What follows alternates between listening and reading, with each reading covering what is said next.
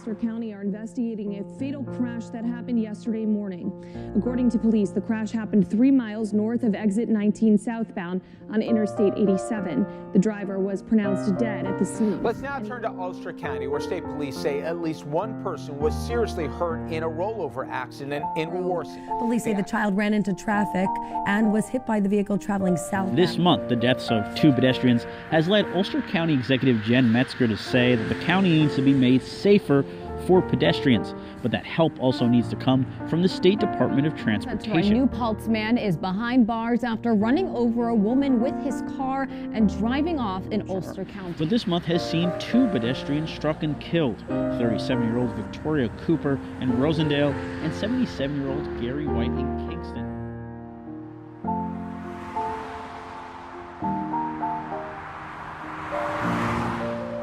Last year, junior year, there was a hit and run outside of our house on our road. And I didn't see it personally, but it did affect us immediately as the person's body was on our front lawn. The student, Ray, was hit by a car and flung onto our property, and he passed away walking at night right in front of our house. It changed everything immediately for me.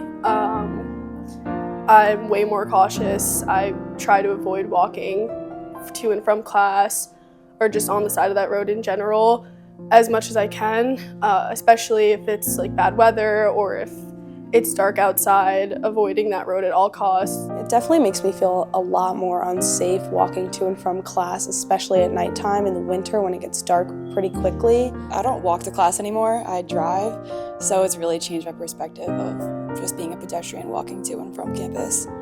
My guard is very high whenever I'm walking on that road, and I usually don't want to be on there when I am, so definitely very cautious. I feel like the roads are really just there's not a lot of sidewalks. A lot of the roads are pretty narrow. So even if cars are parked on the side, there's not a lot of room for pedestrians to walk. And just the sidewalk, if there are sidewalks present, are not very good quality.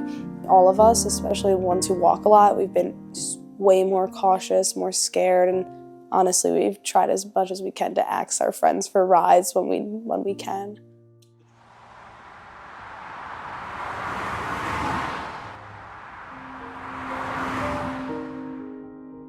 We have had a number of notable, tragic, serious injury and fatal crashes in Ulster County. Each one of those crashes has been a very difficult and traumatic event for the community that they've happened in and for the families, obviously. So I think as pedestrians, unfortunately, in the United States, where we're at right now, we're at a distinct disadvantage. And I think we all have to be cognizant of our safety as we travel on our roadways to get to our destination. We have been facing what has been called, and fairly so, an epidemic of traffic fatalities. It's a phenomenon that began to occur during the COVID pandemic, and it was caused by a dramatic drop in the number of vehicles on the roadway, and the people who were on the roadway were therefore led to take greater risks for one reason or another. They're driving faster and paying less attention. This happening all at the same time when we're inundated as drivers with more and more distractions while operating a vehicle, be they our smartphone or the features in the vehicle themselves, and other reasons as well. I think it needs to be, there's something called the safe systems approach, and it's a new paradigm, and it attempts to really put the responsibility for pedestrian safety on everyone, including motorists. But it is a new paradigm and a new framework to rethink how we interact with roads in this country. And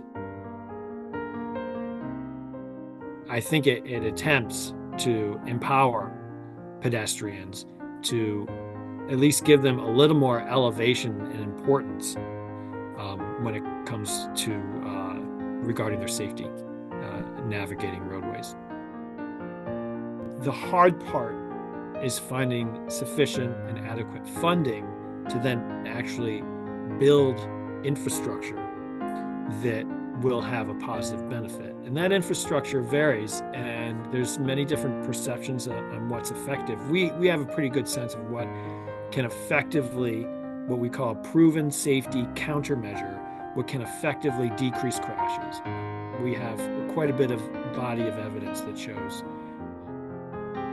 that roundabouts, for example, can decrease serious injury and fatal crash rates. We know that for a fact. It's when victims find their voice and start to speak up about the need to change the paradigm of our roadways and think about how our roadways are designed, how they're currently designed are putting pedestrians at risk every day, because they're designed for automobiles and they're designed for unsafe speeds. And those automobiles are traveling at unsafe speeds in areas where there are public spaces, where people are trying to move about their daily lives freely.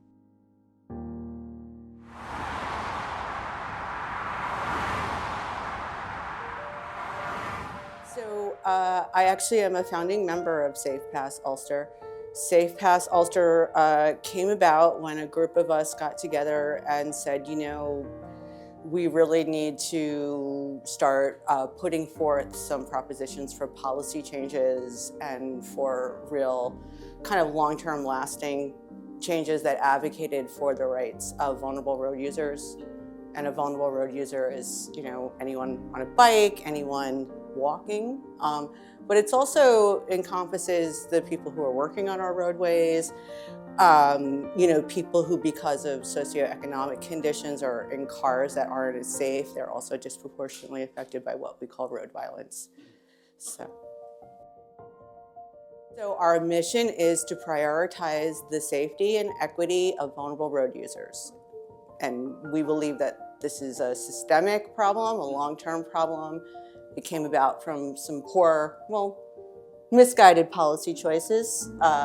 They may have thought they were the right direction, but it turns out we need to rethink a lot of the car-centric planning. So I actually got a job working at SUNY Ulster, administering a grant for the Governor's Traffic Safety Committee in 2015. I didn't have really much exposure to the issues of traffic safety, except for being a person, you know, living that life. And I, at the same time, befriended and, you know, fell in love with John, host Lynch, who was living a life completely car-free. And I was just really moved and inspired by the way he just challenged the assumption that, you know, even in upstate New York, that you need a car to do the things you need to do. So some of the things that we've really kind of pioneered around here, we, you know, brought 25 miles an hour to Kingston, and we were definitely part of that movement. We were certainly the advocacy side of it, which was a really important part. And, you know, 25 miles an hour, I realize that a lot of people may not understand how significant that shift is.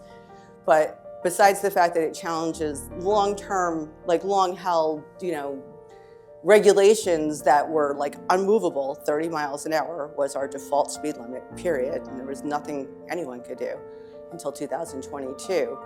But when we drive at speeds that are 30 miles an hour in excess, we really increase the risk that we're going to injure and hurt people really substantially by just a few miles. I think far too many roads are moving too fast, considering the context, in other words, where they are with people, and also, you know, small incremental things like sidewalks, street lights, you know, these kinds of things are also terribly lacking in this county.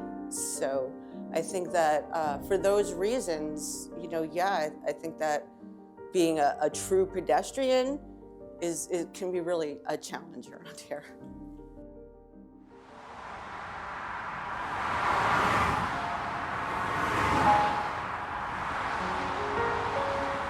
So the Walker Valley Land Trust was formed in 1987 to protect the rural landscape of Ulster County. Today, we really highlight the protection, permanent protection of our open spaces, trails, and farms. And we do that with willing landowners. So a big focus is ensuring our sustainability, that we can do this work and continue to do it no matter if there's unprecedented rain events or house sales through the roof or dramatic jumps in usage, really making sure that we can still be a strong organization and fulfill our roles.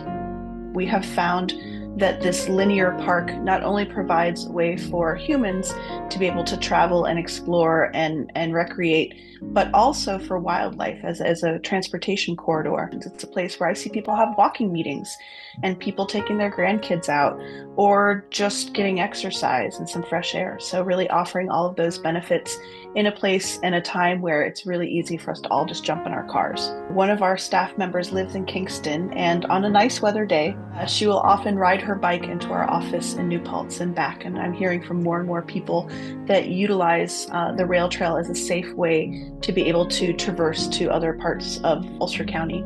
It's a safe place where you can have kids learn how to ride a bike and don't have to worry about, if you're doing it in a parking lot, a car coming up.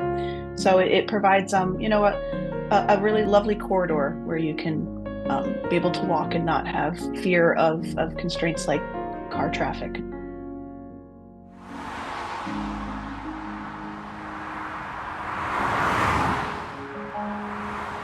I think distracted driving is a huge issue now with people on cell phones, speeding, not paying attention to where they're going. And I think if people put their phones down, focused on the road, and paid attention to what they were doing, it would be a lot safer.